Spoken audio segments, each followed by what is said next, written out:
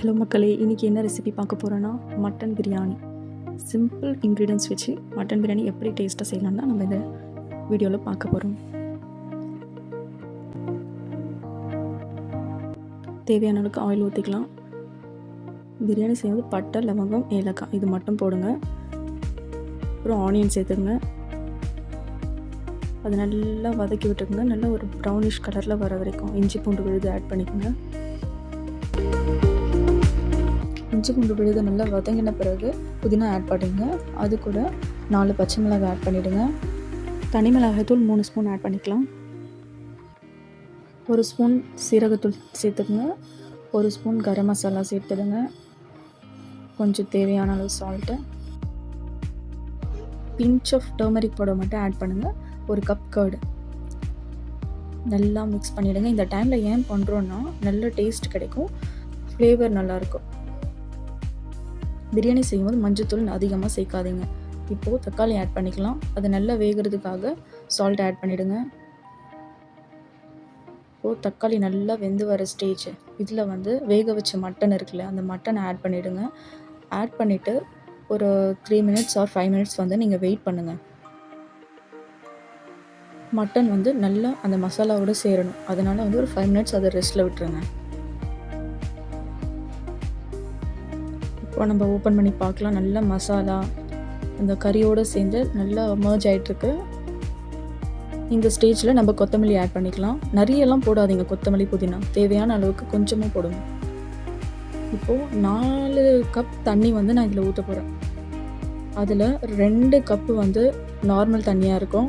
இன்னும் 2 கப்பு அரிசி ஊற வச்ச தண்ணியும் கறி வேக வச்ச தண்ணியும் இதில் சேர்த்துருவேன்.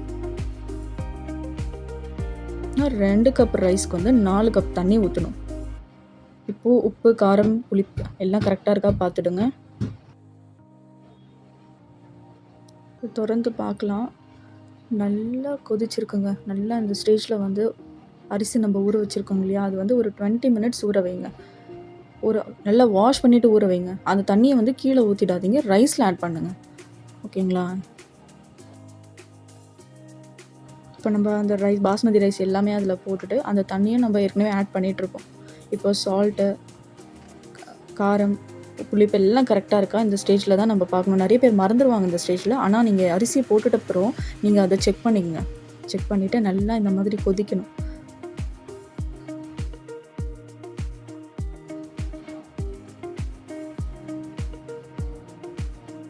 இப்போது ஃபைனல் ஸ்டேஜில் வந்துடுச்சுங்க. இந்த மாதிரி ரைஸ் எல்லாமே மேலே ஒரு 50% வெந்துட்டுருக்கும். அப்போது இந்த டைமில் தம் போட்டு மூடிடலாம். ஒரு 15 மினிட்ஸ்க்கு வைக்கணும். அது மேலே வெயிட் ஏதாச்சும் வச்சுடுங்க.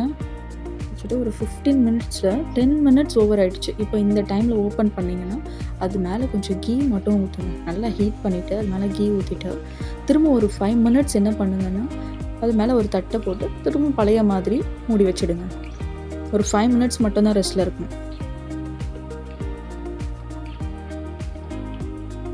இப்போ ஓப்பன் பண்ணி பாருங்கள். நல்ல கமன்னு மட்டன் பிரியாணி ரெடி ஆகிடுச்சு. எவ்வளோ நல்லா ஜூஸியாக இருக்குது பாருங்கள். இப்போது சர்விங் பண்ணுற டைம் வந்துடுச்சு. இந்த மாதிரி நீங்களும் உங்கள் வீட்டில் ட்ரை பண்ணி பார்த்துட்டு மறக்காமல் கமெண்ட் பண்ணுங்கள் மக்களே.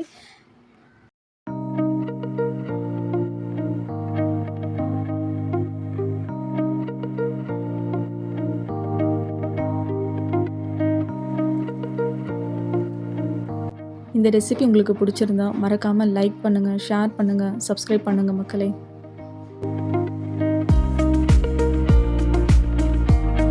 தேங்க்ஸ் ஃபார் வாட்சிங் மக்களே.